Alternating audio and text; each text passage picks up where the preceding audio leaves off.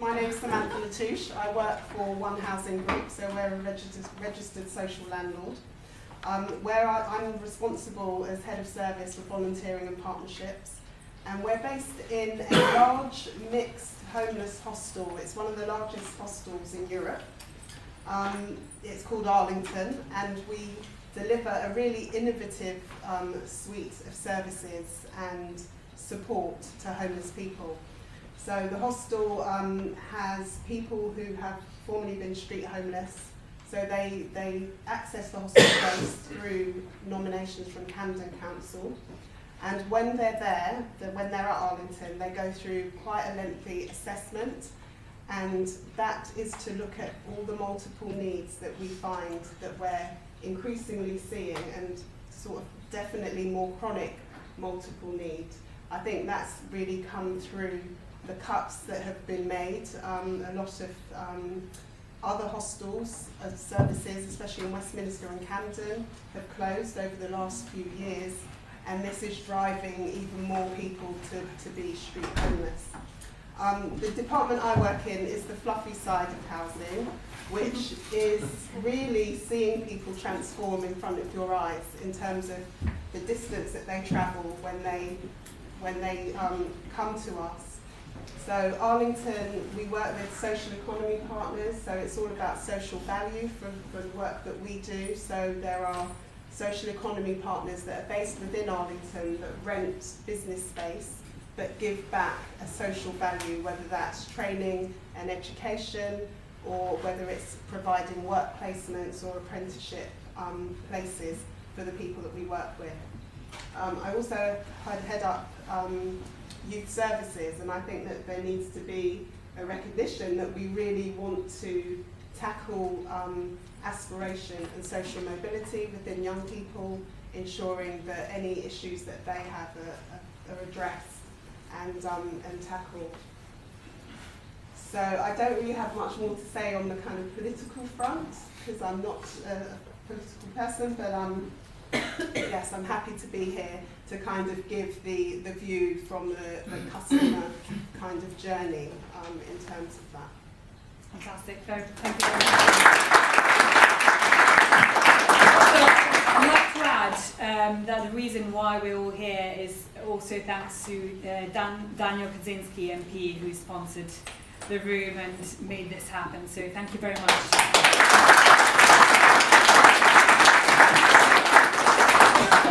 So I do have a few questions, but I'm not sure how much time we have. So one of the questions is about the government's budget commitments. So how do we make sure that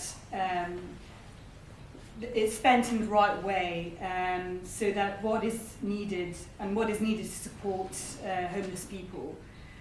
How do we make sure that it's distributed in the right way and used in the right way? And this probably a question for Barbara. I'll start with that. I mean, I lobbied the government ahead of the budget on three specific issues. Yeah. The first was, as we've talked about, one of the big challenges for a lot of people is, can you get together the deposit to either buy a property? And a lot of help has been given on Help to Buy for young people to be able to buy a property, but it forgot about the fact that there are people that try to get the deposit together to rent a property in the first place. So I lobbied the government very strongly on this particular issue, and also getting a lot of help to rent projects off the ground. Now, we asked for 31 million, we got 20 million, so you know, and I know that the department are looking at how can we bridge that gap, because you know, it means that instead of maybe helping 32,000 families a year, we may only be able to help 20,000 families a year, which isn't as good as we would like. So that's the first thing. The second thing was to get a homelessness reduction task force together. Now, to be fair, this was done originally under the last Labour government. When they reached the crisis of 2002, 2003, they put together a task force that went around the country to help and advise and prevent that. Now, the reality is that if you look at the figures today, in the last 2 quarters, the number of homeless people in London is actually going down. But outside London, it's going up. So there's a lot of work that needs to be done right across the country. So that's been funded, which is great news as well. And equally, making sure that we got the Housing First project, which I know we're going to come on to as well. Because what we all know, and I think this panel would say collectively, is that just as there is no one reason why someone becomes homeless, everyone's got a unique story. But actually what you've got to do is take them off the streets, put them into accommodation that is secure for them, and then build that package of support around them. But you've got to house them first. But it's no good just taking someone off the streets, putting them into a property and saying, good luck, goodbye, you're on your own. Because actually, after you've been homeless for a reasonable period of time, you are going to be stressed out, real problems, and going to need help and advice, which is why we've got the Housing First. Now, the reality is, the government's announced the money. More than £1 billion is being given to support projects to help homeless people. But we've now got to monitor where that goes. Yeah. I think, some saying, clearly we've got challenges about, are we getting enough money? Is it going in the right places? The challenge I would put back to Sam and other councillors is the most expensive way of housing someone is when you wait until they've been evicted and they turn up to the housing office with their bags packed, so I've got nowhere to go, where are you going to put me? And then the council has got to find emergency accommodation, which is really expensive. So part and parcel of the legislation that I piloted through was to say, yes, intervene early, prevent anyone getting to that stage, so they go seamlessly from one property to another, and then you don't have the big costs associated with that. Now, there are savings to be made, and in London alone, the figures on temporary accommodation are £600 million a year being spent on temporary accommodation. If we can just reduce that bill in London by 5%, we'll pay for the cost of this legislation. Now, I have to say, if we can't do 5% reduction, well, let's not bother really, because we must be able to do that. And so I have every sympathy with local authorities got funding problems, but let's make sure we're looking not only at what the costs are, but also what savings we can make as a direct result. There are other cost savings as well. For example, for the health service, if the health service at A&E, we've all seen this at A&E, someone who's destitute on the streets goes into A&E, they patch them up, they send them off again. Back they come. It's like a revolving circle, isn't it? Actually, if we spot the people who are homeless and say, right, you need to get help and assistance early, actually that saves the health service funding. The final fact I just want to end with is the life expectancy of someone living on the streets, of a young man, is 46 years old. It's frightening. That's the age when life expectancy generally is going up. It's dreadful that someone is going to die at a young age purely because they've been failed by society. Thanks, Bob. And Sam, I feel like you want to jump in and answer this. Yeah, no, there's very little that I would disagree with, Bob, what you've said. I guess my counter rebuttal would be that I take on board your point about finding people early and placing them early, but it's really hard to explain, and you've been in local government, but the system is creaking to such an extent now that there is no more slack in the system. A 45% budget cut over a period of time with an increasing population and more people coming into the homelessness system is just, I think my heart bleeds for our housing needs department. They have about 20 to 30 families coming in every day into our service centre, and they have to house them on that day. Yeah. And of the homes that we have available to us in Hackney, we as the largest landlord and provider of housing in the borough, we can only afford to place people in 3% of the existing stock that is in the borough.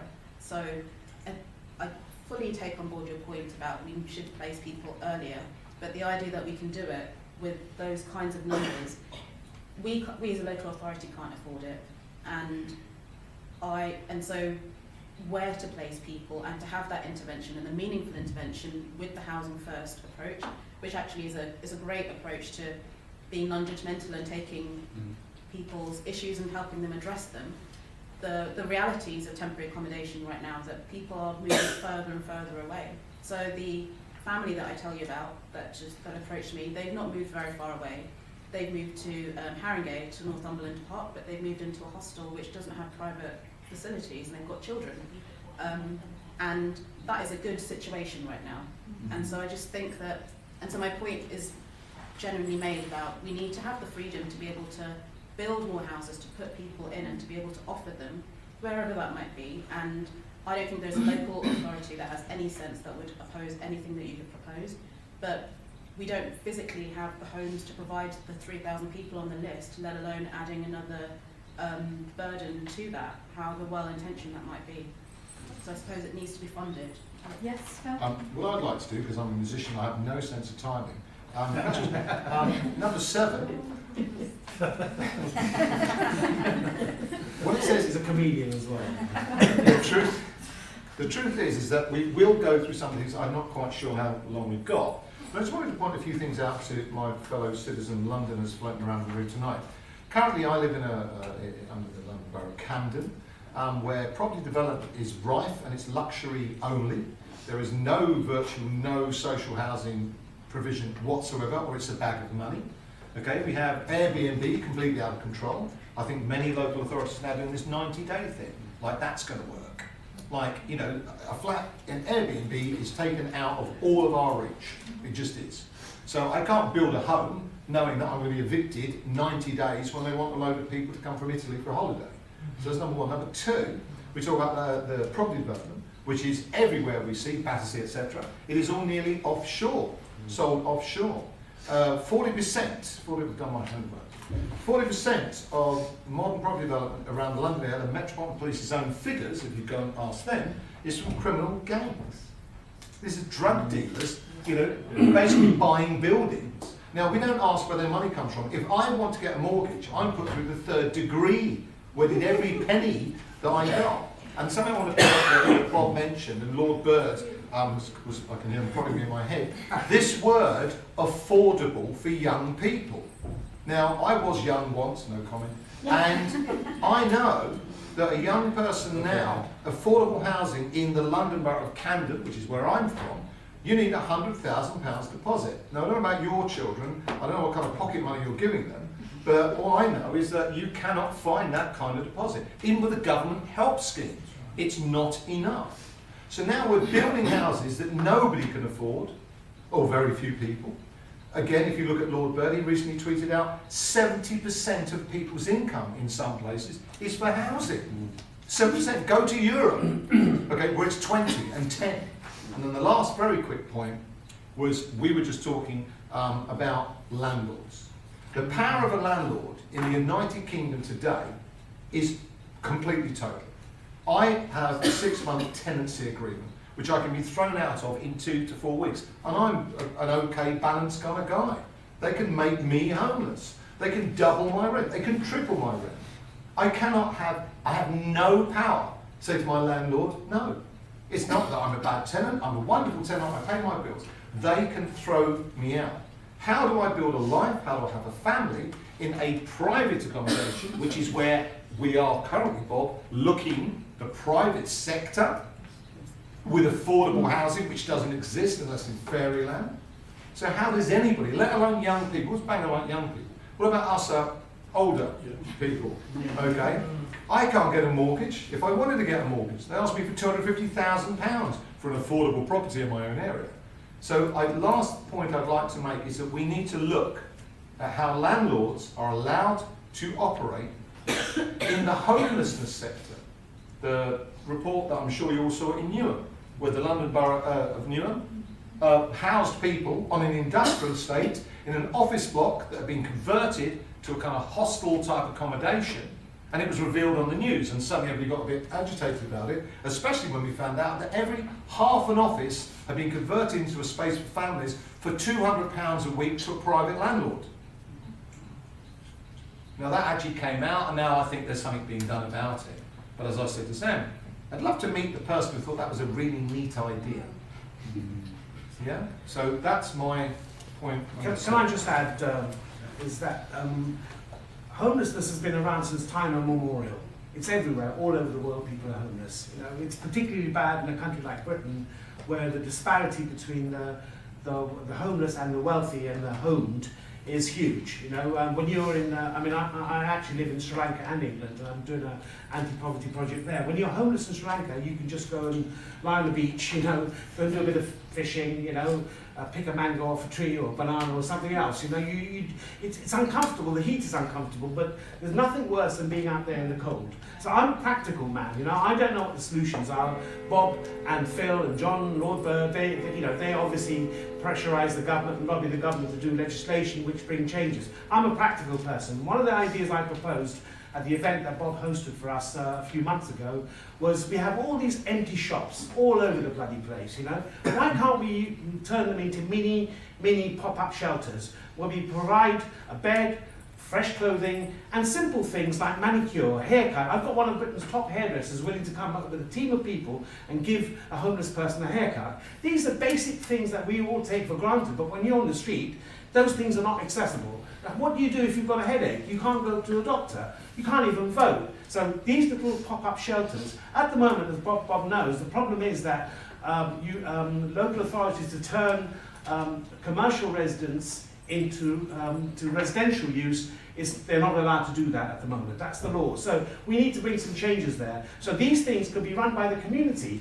I've already spoken to the editor, the managing editor of the Evening Standard, Doug Wells, and the Evening Standard said they will get behind this campaign if we get this off the ground to open local shops as pop-up shelters, like charity shops. Some of these charity shops are there for years. So why can't we have just a small shelter for just maybe 10 people, where we can provide them a decent accommodation, food. The local community can take a holistic approach to it and take responsibility for those people in there. These are practical solutions we can do now. We don't have to wait till legislation and have to wait till government do something. Let's do something like that now.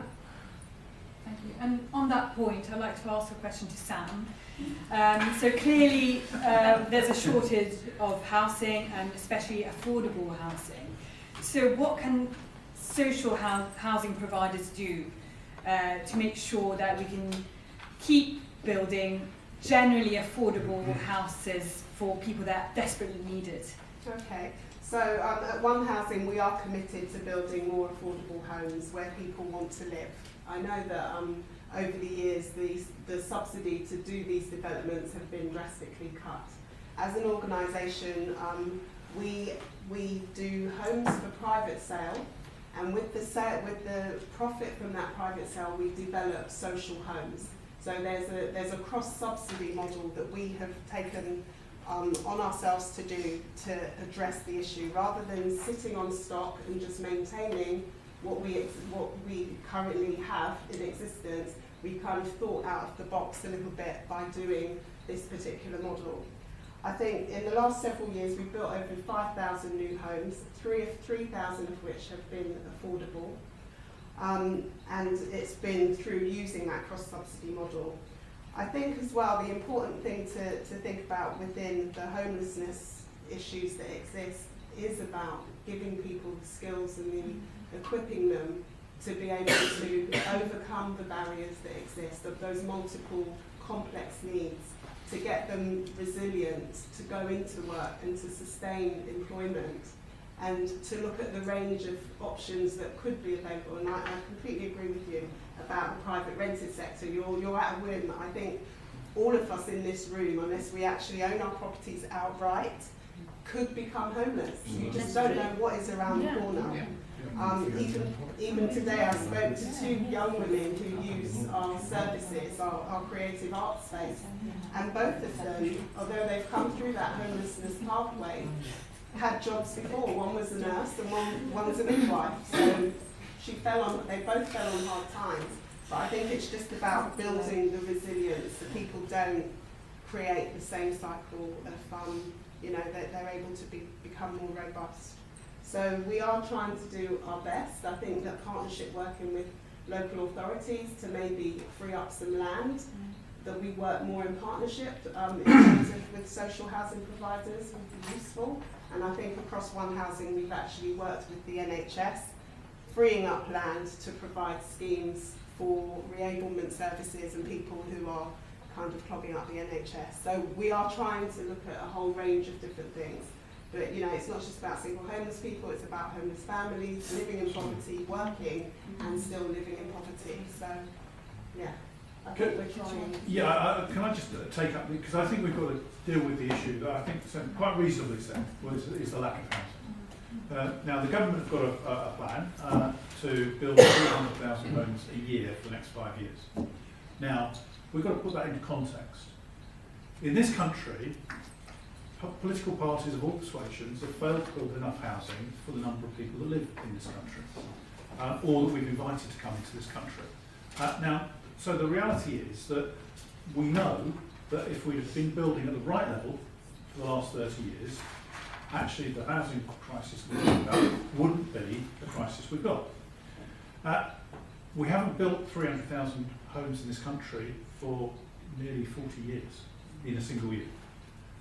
Because, and even, it was quite interesting because I did a study about what happened in the 1950s as well. Because a lot of people talk about the 1950s as being this explosion of properties being built. But actually, loads and loads of properties were actually demolished in the 1950s. So the net housing provision was even lower then than we're talking about now. So we are in a challenging position of having to provide more homes. Those homes have got to be provided more quickly, and they've got to be built to a cost that people can afford. Now, the Mayor of London has been given £3.15 billion to build social housing. Since he's been elected, I don't want to make a party political point on this, but since he's been elected, not a single affordable home has been built under his watch. So we've got to put pressure on the Mayor to use that money that's been given by government to get these schemes underway. TfL. I piloted through in Parliament a bill to allow TfL to use unused TfL land to put housing on. And where I live in Wembley, and we've got, along the rail tracks, we've got a number of blocks that have been built on TfL owned land. That's good news, but we come back to the point that Phil's made. Where is that going? Housing associations, with due respect to them in this country, who are been the predominant supplier of so-called social housing, have never built more than 30,000 homes a year for the last 30 years. Yet we're going to be asking them to double or quadruple their output. Local authorities, I think, clearly I take the view that we should be encouraging local authorities to build more homes for people at a local level. But, and here's the big but, I talked earlier about when we demolished Chalk Hill and Stonebridge and South Kilburn estates. Those estates were built in the 1960s. By the time we removed them in the 1990s, so 25 years on, we as a local authority were still paying for the cost of building them in the first place and the interest from them. So we knocked them down, built new ones, and we were still paying for the old ones that we built. So this is one of the key challenges. So we have to build, I think, quicker, more system-built housing, bring it on stream quicker for people, make it affordable. They can rent properties or choose to buy. And here is the other crunch. And one of my colleagues in Parliament has brought out a paper today saying that on housing estates, 50% of those up for sale, so not for rent, but 50% of those for sale should be reserved for people who are UK citizens. I personally, I'd like to see 100%, but the reality is that what happens now is housing developments are advertised in Singapore, Hong Kong, you name it, they're advertised there before any people in this country get to see them and get a chance to buy them. And that is a scandal right now. We have to put that right, because it's not just about building homes, which we've got to do, but also making sure that people within this country get the opportunity to live in them rather than having them empty. And the final thing I will say is, in London alone, we have more planning permissions that have been granted by local authorities than actual numbers of people that are homeless in the capital. So if we actually got them, these developers, to build the houses that they've actually sought permission for, we would end the housing problem, provided they were made to pay. So why didn't Wandsworth ensure that ex-Battersea Power Station committed to their social housing commitment rather than allowing you a link? Can I just fill that just briefly? Sorry, Bob. Yeah, sure. Yeah. We'll be opening to the floor in a second. I'm just confused by some of the points Bob's making. They're just it's just frustrating to listen to. 'Cause Yeah, just Well, it's frustrating for everyone, Yeah. isn't it? But can I just, because some councils building houses, there's a disincentive because the money they make from the sale of those properties doesn't go to them to build more. They have to give back to the government. But Yeah. there are No, it goes to pay the, no, be clear. When they sell the properties, they have to use that money to repay the debts which they've incurred in building properties. I mean, I have a view as well. I mean, one of the other problems, well, I've got my two pennyworth here. One of the other problems we have with housing associations is they are sitting on huge amounts of unused reserves that they've not used, that have been given to them in government grants. And what we should actually do is force them to use that money to build homes for people. Sam, would you like to respond to that? Yes, some housing associations. Sam's probably one of those good housing associations who does a good job, but many others don't. Well, yes, and I think all I can really echo is that, again, that we actually have been self-funding our own development pipeline for the last 5 or 6, even more years, because there was just no government subsidy available. So that's. Can I just add one last point to you? Is my local council, and I look at other local councils, and I'm involved in some other things about housing, is that they cave in to property developers who then claim they're not making any money. Well, the defence of the Battersea Power Station defence, or as it was reported, was that they couldn't justify their profit wasn't sufficient. So that presumably says that they're not selling the development in the first place. But that's a separate issue. But so they then just don't build. They don't allow the social housing. But it's a nonsense. What they then do, they give a bag of money to the council who are desperate for money, almost like a sweetener, to say, "Oh, do you mind?" And the big issue campaign about poor doors, and if you know about poor doors, where they build a fancy development, and then the social housing is got around back where the bins are, and everybody else swans through where the concierge is. And if you're on the poor bit, you go sort of down a corridor and round the back where the railway line is. So one thing we do need legislation, I think, against it. Exactly what you're saying is, when a property developer says, I'm going to build a massive development, but I'm not going to make any money, well, I'm a businessman, why are you building it then? Well, the developers know that they can just commit to making things, building them in the first place, and then as they go down the line, they just say, argue afterwards. Okay, I think I'm going to open to the floor for a lot of other people would like to ask questions. As part of your planning for your bill, did you look at the courts and the civil courts and how county court judges behave towards? Because the only reason why somebody leaves a tenancy, social housing tenancy, or indeed a private tenancy, is because a county court judge grants an order for that to happen. And the housing options. So what's the question? Sorry. So the question is, I've already asked it. The question was, as part of your planning for your bill, did you look at the legal system? Because the legal system, you were talking earlier about getting involved before things become an issue. The legal system doesn't seem to listen to the council when they make, when they say someone's vulnerable or whatever. They simply act on the application from the landlord and make somebody homeless. So why isn't the legal system helping you where now it seems to be working against you and making your problem? Okay, well, fair challenge. Basically, as Phil was saying, he's got a short hold tenancy. That's the norm for people in the private rented sector, and the reason why it's the norm is because landlords have a desperate fear that they'll get a bad tenant that doesn't pay the rent or wrecks the place, and they will be almost impossible to get them out. Now, part and parcel of the planning for the legislation was to talk to landlords and see what they want to see happen, as well as